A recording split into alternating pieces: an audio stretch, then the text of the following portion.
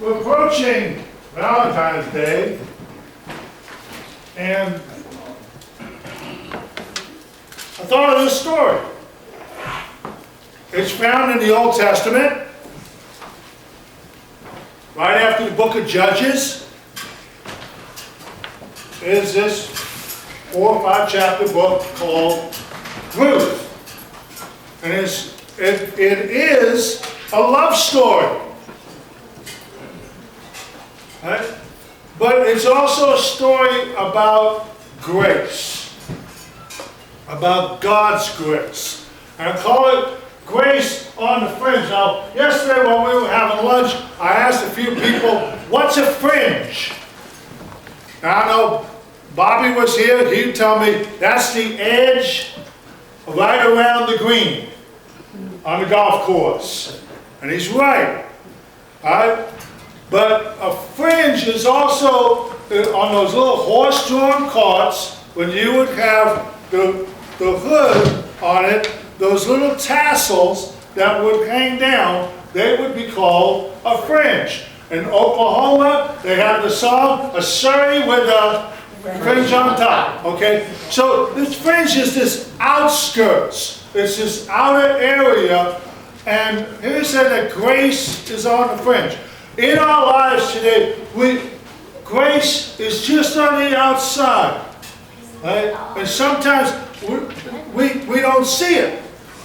We don't see it. We don't know what it is. We don't understand it. And one of the phrases came here. This lady is named Nancy Spiegelberg, and she said, Lord, she wrote a lot of books, and one of the passages in her book, she writes this about her own life and about grace. And she said, Lord, I crawled across barrenness to you with an empty cup.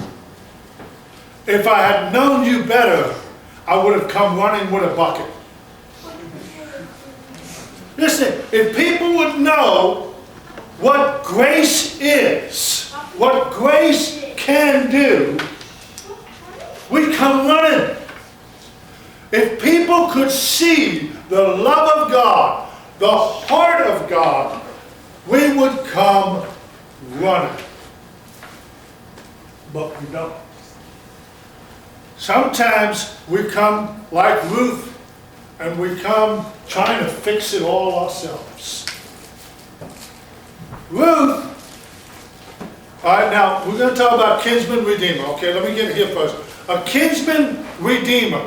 This was part of Jewish law, and what it meant was that if a woman was widowed and didn't have any children, her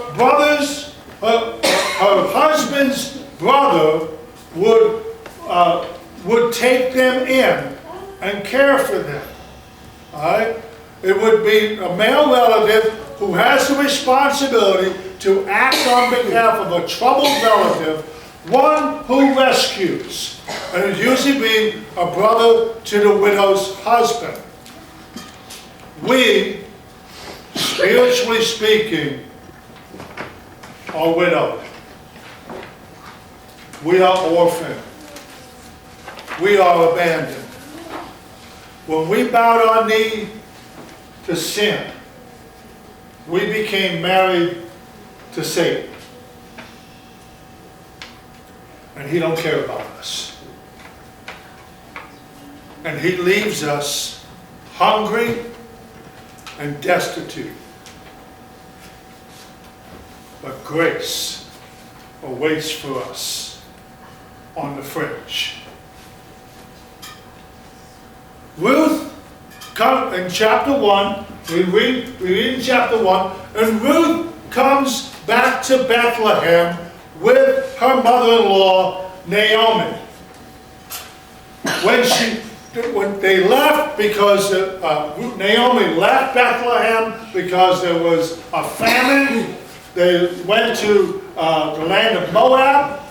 She had 3 sons, and all three sons married. One was married to Ruth. All of them died. Naomi's husband, Ruth's husband, and the other two brothers, they all died. Naomi and Ruth come back to Bethlehem, widowed and poor. They did not know that there was a kinsman redeemer in Bethlehem. They just came back. People come in here the same way. Oh, we might dress it up. You know, maybe we'll come in with a nice suit and tie, or a nice dress and jewelry and makeup, and what we're doing is we're putting on a show. We don't want people to see that maybe we're hurting. We don't want people to see that maybe there's a sadness in us. We don't want people to see that we're struggling. Right? So we put this shell on. We walk in and we put on that smile, we shake the hands, maybe we give a hug, and when we're asked, how are you? I usually get one or two answers, and this is how I tell where you fit in the grand scheme of things. I either hear pretty good or not that bad. Okay, people who say pretty good are the ones that look at a glass half full. Those who say not that bad, they look at a glass half empty. But what are we doing? We're putting on a show. We're hiding. We're not letting people see we need help. We're not letting people see that we're struggling with something. We're trying to just put on this facade. Well, guess what? Grace sheds the shell. It takes off the mask. And it lets us know it's okay. It's okay to be hurting. I'm here for you. It lets us know it's okay it's okay to be struggling because I'm here for you. Let go of the shell. Put it aside. You're hurting.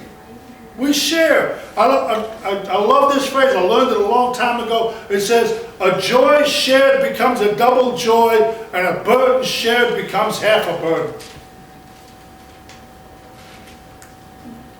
So, like Naomi, like Ruth, you come home, and you're hurting. Shed the shell. We try to do it on our own. And now, I'm not the author of this phrase. I saw this in a Max Lucado book, okay? And it says, solutions are as scarce as sunlight in Alaska in January. All right? Does anybody know how much sunlight there is in Alaska daily in January? Probably like that in January. It's less than 2 hours. It's less than 2 hours.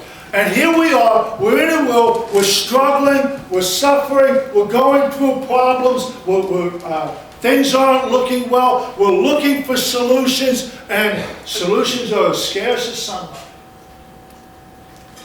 But there is a solution.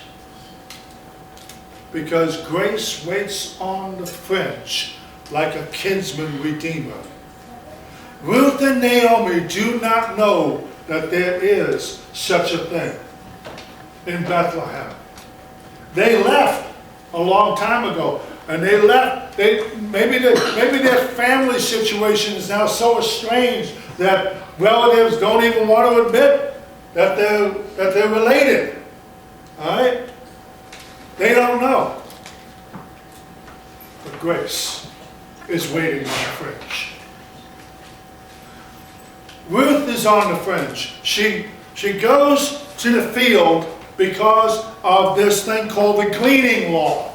Now, in chapter 2, we're in the gleaning law, and what it is that landowners would have a field, and by law, they were not allowed to take the whole field. They had to leave they had to leave a portion of the field, whether the corners and the edges, they had to leave the field so that the poor, the aliens, could come in and pick the grain for themselves. Now, I like this kind of program. I would like to see this happen here. All right? All right, now we get afraid. Now, I'm going to get a little political, okay? But it's like a work fair program where at least people are working and earning, even if it's just a little bit, but they're earning their benefits so that they're not just sitting home, okay? This is the cleaning law. Now, here's the thing, if you were poor, okay, if you were poor and you were hungry, there were fields for you to go and pick grain so you wouldn't be hungry. Now, if you're still hungry with this, whose fault is it? Your own, because maybe you just didn't get up and go get it. All right? And so this was producing a work as well, because the Bible does say that if a man don't work, he don't eat. Okay? And I think this is something that we got a little twisted right now. That's it. We're not getting off that soapbox and getting back on this. So the cleaning law was, and then also what it was, that once they went through the field, they weren't allowed to go back to go get anything. So that these poor, these aliens, these who are poor and hungry can go and get some grain. All right? Ruth meets Boaz. He's like, who's she? Oh, she's from Moab. You know, she's Naomi's daughter-in-law. Right? And I imagine Ruth going through the field asking people, who's that? He's Boaz. He was well known. And what does he say? He says, hey guys, when you go through the field next time, leave a little extra for her. She won his heart by just a glimpse. I know what that's like. Okay? I do. I don't know how many of you have heard the story about how we met. But I will tell you this. For months, okay, now I'm directing traffic. And I'm distracted. Now that's not a good thing, okay? I'm distracted by this beautiful young lady who is standing on the corner waiting for her ride to come. Right? And boy, I'll tell you, I asked everybody in the plant, who is that? We don't know. Oh yeah, I think she works over in Bill. But what's her name? Right? Okay. So I would try, and I would come out to the corner. I'd come over by the corner when I didn't have any traffic to direct, and I'd try to get a conversation with her, and I'd get one-word answers.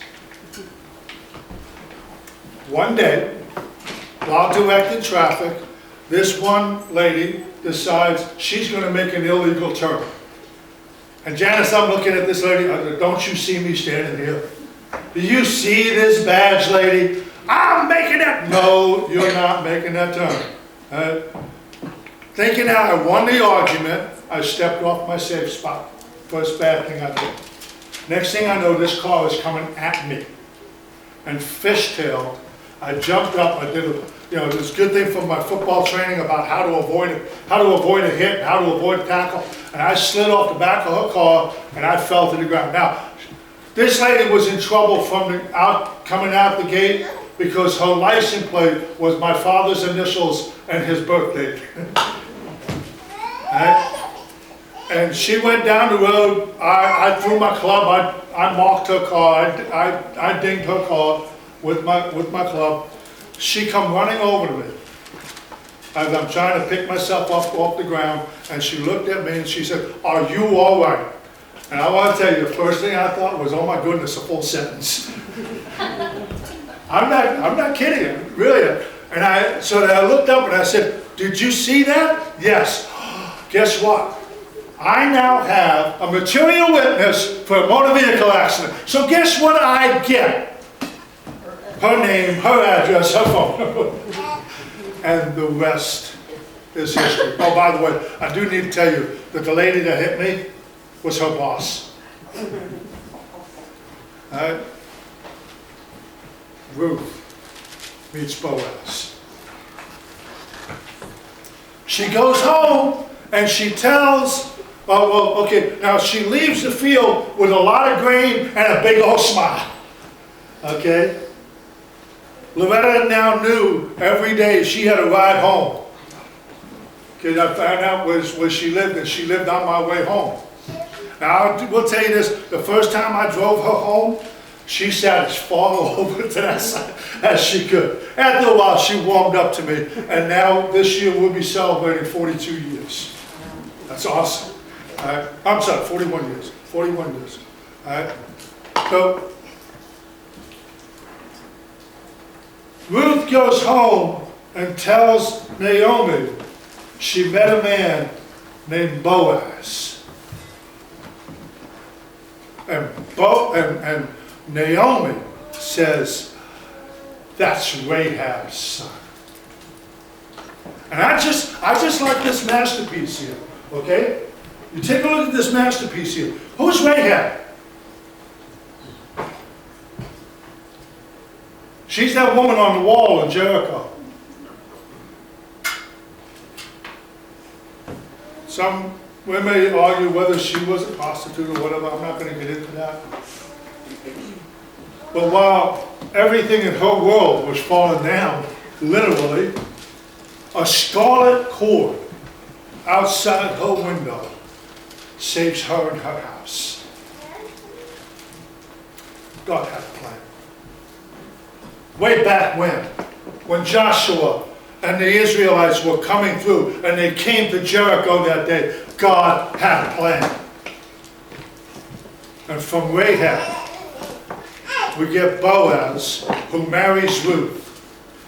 From Ruth, we get Obed. From Obed, we get Jesse.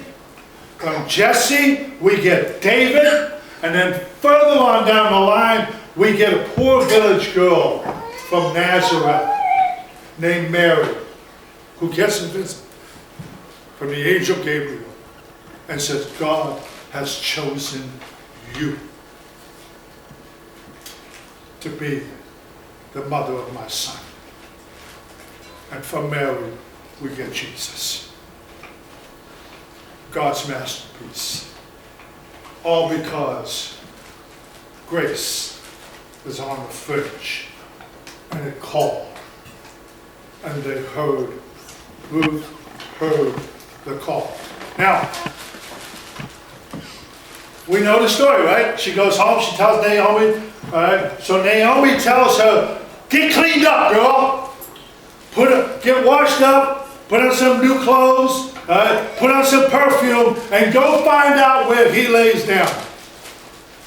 I'm like, I don't know if I like the way this story's going, right? That sounds a little risque. All right? But she goes, and she finds where he lays down, and she uncovers his feet and lays down there. Now, he gets startled in his sleep, right? And now, here she is, she's laying at his feet. And it's what she says to him that talks about grace. Okay? He's not a brother, he's a cousin. Okay? She is a foreigner. He is wealthy and well known. She is an alien and poor. And she says, will you cover us? She's not talking about herself. She's not talking about herself. She is including her mother-in-law.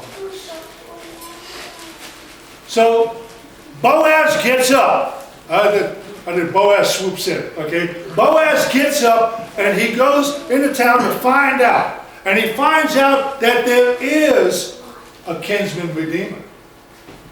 There is a brother, but Naomi's husband's brother. Oh, a field?